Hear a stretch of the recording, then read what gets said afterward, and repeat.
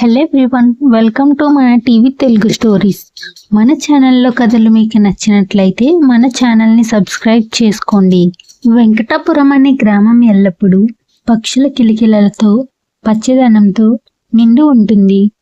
ఈ గ్రామంలో రాఘవయ్య కుటుంబం నివాసం ఉంటుంది. రాఘవయ్య భార్య పేరు జ్యోతి. జ్యోతి కుటుంబ విలువలు తెలిసిన గలది. వీరికి మహేష్, సుధా అనే ఇద్దరు పిల్లలు.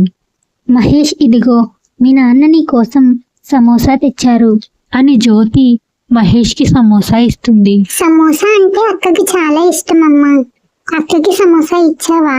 లేదు మహేష్, నాన్న తెచ్చిన సమోసాలు అయిపోయాయి, ఇది ఒక్కటే మిగిలింది.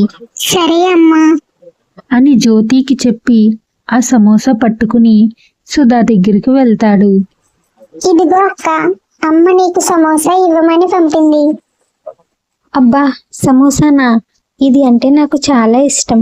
మరి నీ సమోసా ఏది? నేను తినేసాను, నువ్వు ఈ సమోసా తిను అని మహేష్ అక్కడి నుంచి వెళ్ళిపోతాడు. వీరిద్దరి మధ్య ప్రేమను చూసి రాఘవయ్య మరియు జ్యోతి ఎంతో సంతోషిస్తూ ఉంటారు.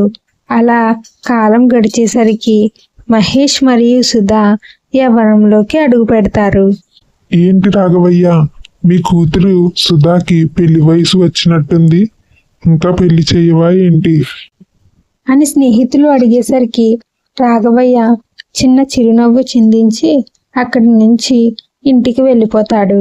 ఇంటి దగ్గర జ్యోతి కూర్చుని ఉండగా జ్యోతి పక్కకు వెళ్ళి రాఘవయ్య కూర్చుంటాడు. ఏంటండి, ఇప్పుడే వచ్చారా? టీ కాఫీ ఏమైనా పెట్టమంటారా? అవేం వద్దు జ్యోతి, ఒక ముఖ్యమైన విషయం. ముఖ్యమైన విషయమా?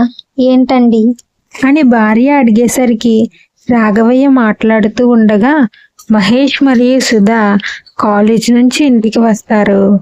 మన సుధాకి పెళ్లి చేయాల్సిన సమయం వచ్చింది. అదేంటండి, మన సుధ ఇంకా చదువుతుంది కదా, అయినా ఇంత హఠాత్తుగా పెళ్లి ఏంటండి? ఎప్పటికైనా చేయాల్సిందేగా, పెళ్ళయ్యాక చదువుకుంటుందిలే. వీరిలా మాట్లాడుకుంటూ ఉండగా సుధ ఎంతో కోపంగా లోపలికి వెళ్ళిపోతుంది. అది కాదు నాన్న, అక్క నిర్ణయం కూడా తెలుసుకోవాలి కదా. అది చిన్న పిల్లరా, దానికి ఏం తెలీదు అని రాఘవయ్య అనేసరికి మహేష్ ఎదురు చెప్పకుండా అక్కడి నుంచి వెళ్ళిపోతాడు. మహేష్ నేరుగా సుధా దగ్గరకు వెళ్తాడు. ఏంటక్క ఇంత కోపం ఎందుకు? నాన్న ఏం చేసినా మన మంచికే కదా. తమ్ముడు, ఇలా అంటావేంట్రా? నేను ఇంకా చదువుకోవాలని అనుకుంటున్నా, అది కూడా నీకు తెలుసు కదా. అవును సుధా, కానీ నాన్న ఆలోచన కూడా మనం అర్థం చేసుకోవాలి కదా తల్లి. ఏంటమ్మా, మీరందరూ ఒకేలా మాట్లాడుతున్నారు?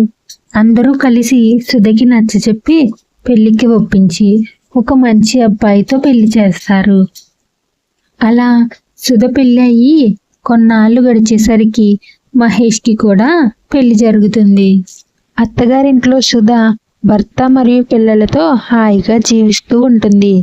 ఇక్కడ మహేష్ కూడా తన కుటుంబంతో తల్లిదండ్రులతో కలిసి హాయిగా జీవిస్తూ ఉంటాడు. ఒకరోజు సుధా భర్త ఆఫీస్కి వెళ్తుండగా ఒక పెద్ద యాక్సిడెంట్ జరుగుతుంది.